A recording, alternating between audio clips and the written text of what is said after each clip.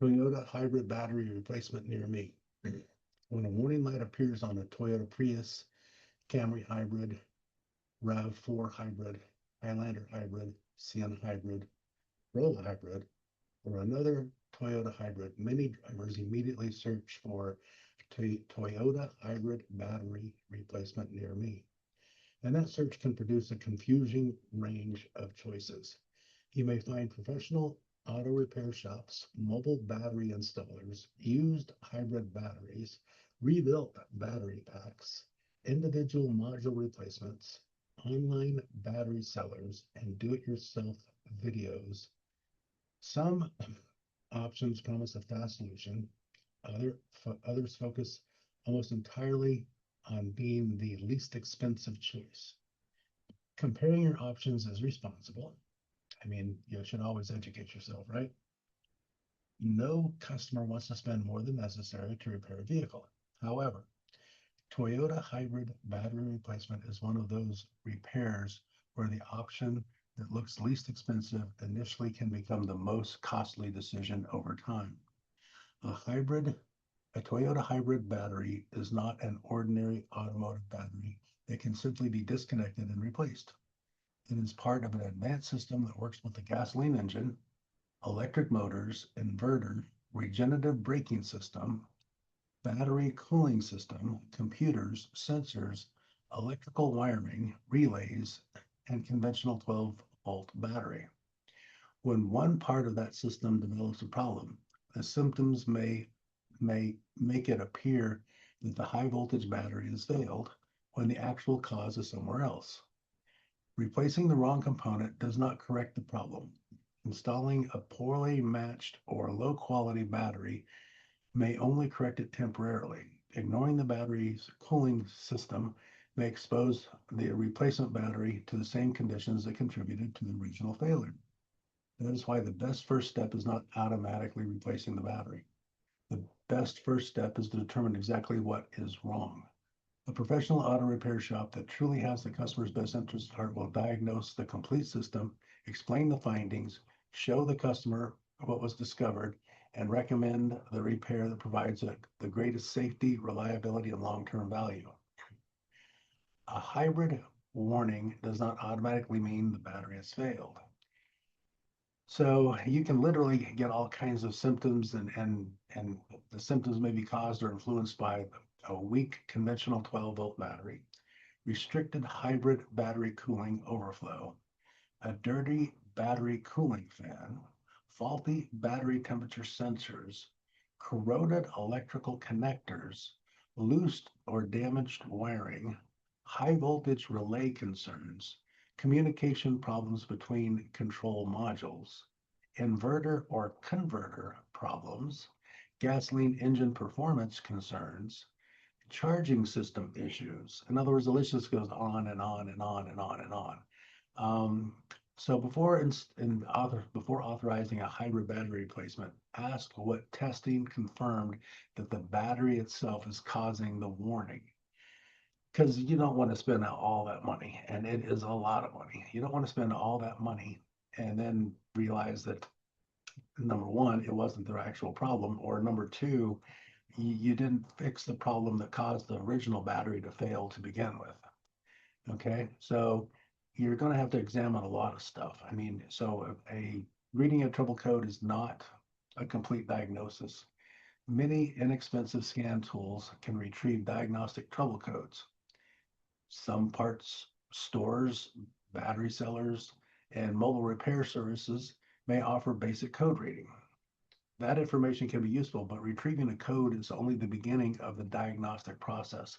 Think about all of those things that I just said could be, contributing to the problem. I mean, they have to test if you're gonna do it properly. You're not going to just take a code and run. You're going to do a battery block voltage. You're going to voltage differences between battery sections, internal resistances, battery performance under load, charging and discharging behavior, state of charge changes, battery temperature readings, cooling fan operation, airflow through the battery compartment, high voltage isolation, which and we're talking high voltage. I mean, high voltage. Electrical connections, wiring integrity, freeze frame information, inverter performance, related engine codes, conventional 12-volt battery conditions. I mean, and then you have to, number one, be able to take the readings. Number two, you have to be able to read the readings. Um, a scan tool provides information, but a qualified technician turns that information into an accurate diagnostics. So your diagnosis is literally just having the tools. That's one thing. Having a competent technician that knows how to read the information that the tools are providing is so critical, it's not even funny.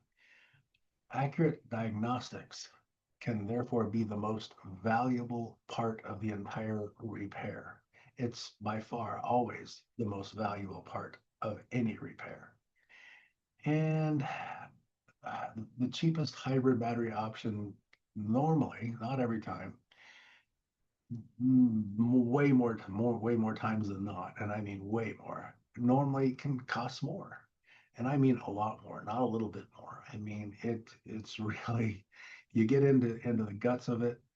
You have to compare the complete diagnosis, battery quality, installation process, testing, warranty, and support, not only the initial estimate. Think about it. I mean, so many times, and I see this, I'm researching like electrical bikes right now, electric bikes. And of course I read the reviews. And a lot of the times the least expensive options have questionable customer support. And think about that for just a second. The least expensive options come with the most questionable customer support. Well, it kind of makes sense, right? Because you're not paying for customer support, you're paying for price. You're only worried about the price. You're not worried about the overall quality of the product. You're not worried about the overall quality of the experience. You're not worried about the overall quality of customer support and everything else that goes along with it. And think about that for just a second. A well-made product doesn't require as much customer support, and it's a great overall experience. Well, but you pay for it. The cheaper one has got the most liability, the most opportunity for having problems, and yet they have the least amount of customer support. I get it. I mean, but it doesn't make it fun. And I would never recommend replacing one weak battery module. The a Toyota hybrid battery pack contains multiple modules or groups of cells that must operate together. And as the battery ages, those modules gradually lose capacity. They do not always deteriorate at exactly the same rate, so one section may become noticeably weaker before the others. This can lead to an offer to replace only the weakest module. So I don't like replacing one injector at a time. I don't like replacing one shocker strut at a time. I don't like replacing one ball joint at a time. I don't like replacing, if you got multiples, they all have the same age. They all have everything the same.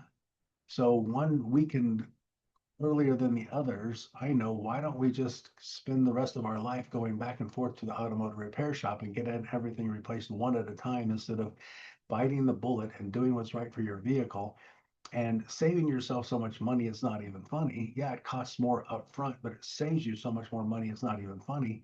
Think about that for just a second. I mean, this is a big deal. I mean, and then what about used hybrid batteries? I mean, you don't know the history of them? Nobody knows the history of them. They're just used. Um, yeah, you can buy a used component from a reputable um, junkyard, salvage yard, whatever you want to call them nowadays, where cars go after they're dead, before they get crushed and turned back into reasonable stuff. But think about that for just a second. You don't know. So it's like buying a used car. You don't know. And then, of course, you've got the rebuilt, refurbished, and remanufactured. And depending, so I was having a problem getting good quality starters and alternators. And I was using all of the normal automotive suppliers, and nobody was getting the job done. I mean, this was a while ago. Um, so I actually found a local rebuilder, and I went in and I saw that they replaced the bulk of everything inside of the starters and the alternators.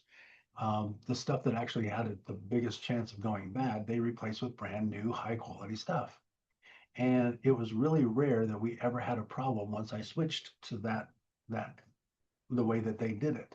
And then all of a sudden we started having a problem. So I went back over and, I'm like, well, give me a tour. And I noticed that they weren't replacing everything. They were only replacing the part that was bad inside of it. And I immediately quit doing business with them because that's just accidents waiting to happen. So most rebuilds they're replacing just the problem that they find inside of it, like one module. They just replace that one module. And then, of course, they're going to give you a short warranty. And now, oops. So did they replace all of the modules?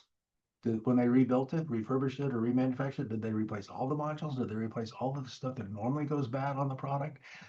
Do we know? Do we not know?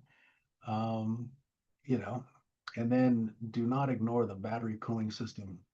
I mean, because that can cause another failure. If that's what caused the first one, don't ignore it. And don't forget that the conventional 12-volt battery definitely still matters. You're not getting the car to start off of the big battery. It's just the normal battery. So you got two different batteries. And then you got installation. So improper installation can definitely create all kinds of new problems. I mean, and it's dangerous. Flat out, it's dangerous. So the key here is to, once again, actually find an automotive repair shop that you can trust and that you built a relationship with and that truly has your best interest at heart. And that's real. Stay safe, stay strong.